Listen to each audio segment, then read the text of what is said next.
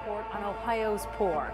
It shows the number of people in poverty increasing quickly. The number of people using food pantries is rising. Last year, Ohio Food Bank saw more than 3 million visitors, a state record. Nearly every corner of our state, food banks are seeing an increase in the number of people in search of food. Moved to Miamisburg where I didn't know anyone to get away from a time in my life that I'm not really proud of. I was looking for something different to do. Talked about selling my place, talked about quitting my job. And in part of that, I just started walking around downtown Miamisburg praying.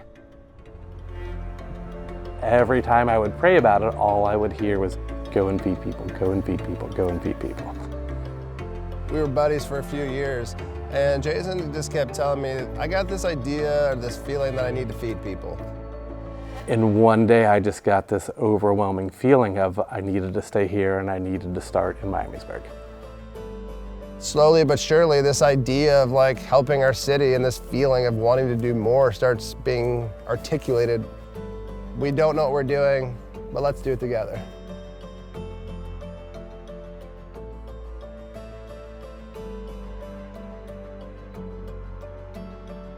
As we grew and as we picked up, SouthBrook would give us a little bit more help and a little bit more guidance to send us down that road. When we started this, Jason and I both quit our jobs.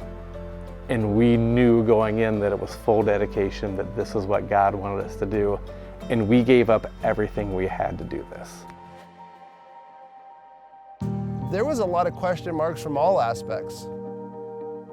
But the longer I was here, I'd fallen in love with this city, and there was a need. Things that we noticed while working at other food pantries was it was always in a dark church basement or somewhere that seemed to bring a lot of shame with it. So we decided we wanted to be different. So the biggest thing we wanted to do was bring dignity and respect to a food pantry. That a family could bring their kids with them and they would never know that they were at a food pantry getting food. So we show up in these communities to let them know that people care about them and that people love them. We love them through food.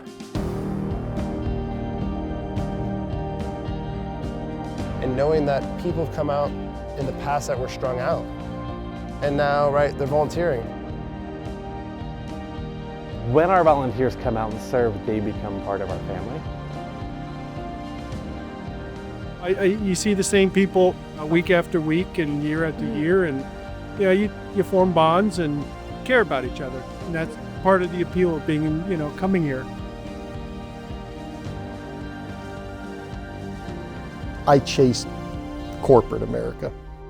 I'm being called to do something else. And that's when I kind of decided to get involved with BOGG and all. That was a major change in my life. It saved my life. Grateful that we get to run this organization and love people and feed people. It's a moment where I'm just like, thank you, God, for being a part of my life. I knew when God called me to do this, this is what I was here to do until I died.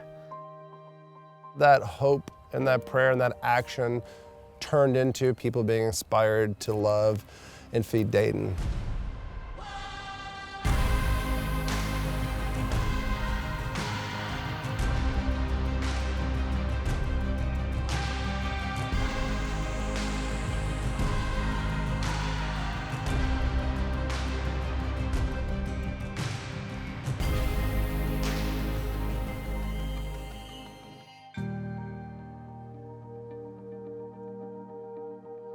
Not only has BOGG changed our community and my life, but that's where I met my wife, that's where I grew my family, and hopefully that happens for others.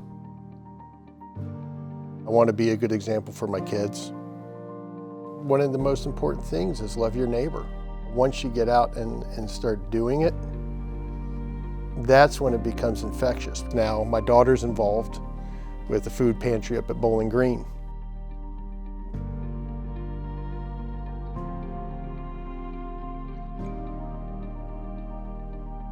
It's not a story of BOGG, it's a story of Dayton, it's a story of the church, it's a story of the kingdom, and it's a story hopefully that maybe years down the road we'll finally understand or see the full impact. But right now, it's just a couple guys named Jason loving and feeding people.